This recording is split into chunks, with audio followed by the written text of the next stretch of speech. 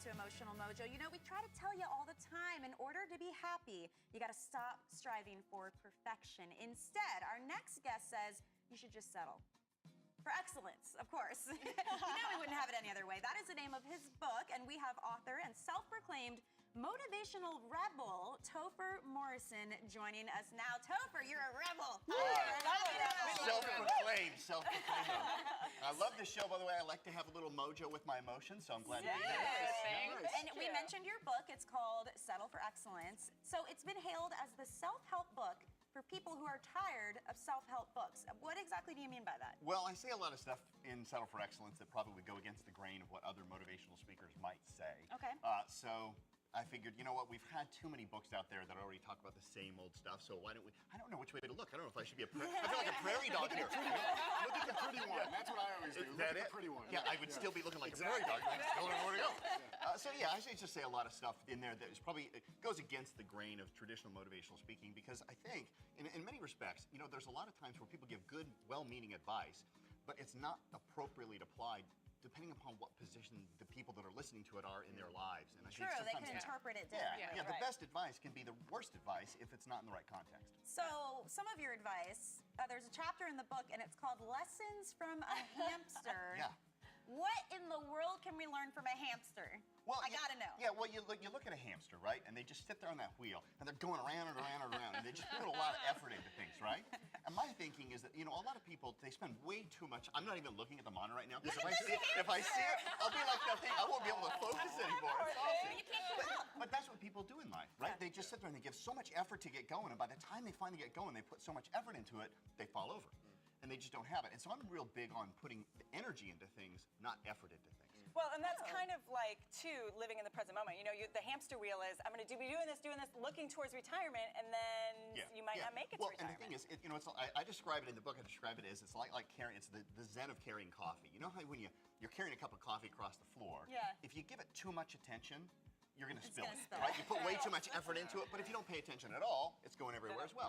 There's this zen-like state when you're carrying coffee where you got to give it just a little bit of attention, but not as much. And if you can get in that into your career, it tends to be effortless, not efforting. Yeah. Where do you see, or do you see comparisons, comparing yourself with others? Does that play a role in the perfectionist mentality? You know what, all the time. In fact, what happens is, and this is the thing that, this is probably why I say some things that go against the grain of motivational speakers, because I think the biggest fallacy that a lot of people have with watching motivational speakers and successful individuals is that they've got it figured out. And they go, man, I want to be like that person. Trust me, some of the most messed up people in the world are motivational speakers. Oh yeah, I can attest to that. It's like stand-up comics are miserably depressed all the time. Motivational speakers just get home at the end of the day most of the time and just start sucking their thumb. But I love that you mentioned this, because what it makes us realize is we're all the same, and you even say there are 3 undeniable laws of human nature. What are those? Well, and that's where I talk about, you know, you don't want to go into perfection, just settle, but don't settle for mediocrity or nothing as well. The 3 laws are real simple. Number 1, we're an all or nothing creature, especially in this new entitlement generation. They just don't want anything unless they can have everything. And what that tends to do... It is so true. Yeah, and what happens is, if we look at this all or nothing mentality, the moment we don't get something done, the second the law kicks in, which is that incompletions drain energy from our body. Well, but look at the society we live in. People become stars overnight because of YouTube or this or that or their book. All of a sudden, somebody mentions it. Well, that's the impression, right? But they put years in to get that overnight success. And so people sit there and go, well, I haven't got 1 million YouTube hits yet. Screw it. Well, maybe you should work a little harder. If it's hard, it's not worth doing, is what a lot of people think, right? Totally, yeah. So what's the second? Well, the second one is that incompletions drain energy. So what happens is, if we do something, we want it all or we don't want it all. So gyms are a perfect example. I don't have time to go to the gym today. Well, you have time to, you know, sit down and do 10 push-ups.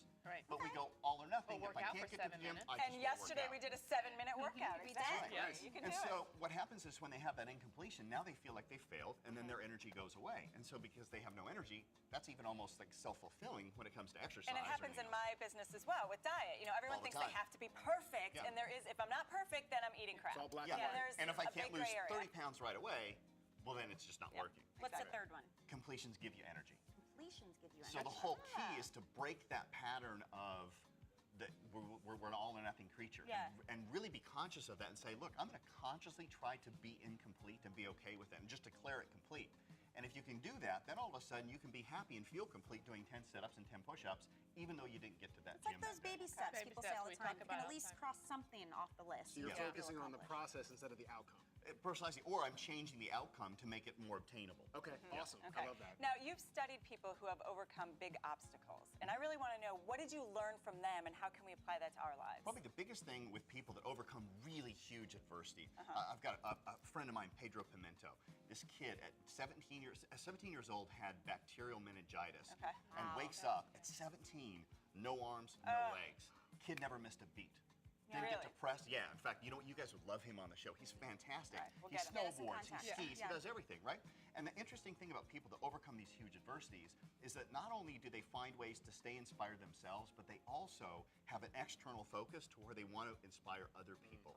And I think it's that ability to have that external focus, whereas a lot of people that are in crisis are just like, fix me, fix me. Yeah. It's like, sometimes the fastest way to get out of depression is to help to somebody help else someone who's else, yeah. depressed, right? We It say gives that, you right? a unique advantage, Yeah. actually, to And- say, I've experienced this, I can help you. Yeah, and the thing is, though, is that what we see, especially nowadays, because there's so many, motivational speakers coming into the fold, but they've never overcome anything. Right. So they're just doing lip service. And I think there's something tremendously powerful in somebody who's actually been there, done that. They got the scars on the knees, they got the scabs on. They've been beat up, and they're walking their talk versus just talking the talk. They're living their Awesome. message, right? Yeah. Awesome. Yeah. Topher Morrison, thank you so much. His book, Settle for Excellence, is available online. You guys, we all got our copies, so you got to go ahead and go out and get yours.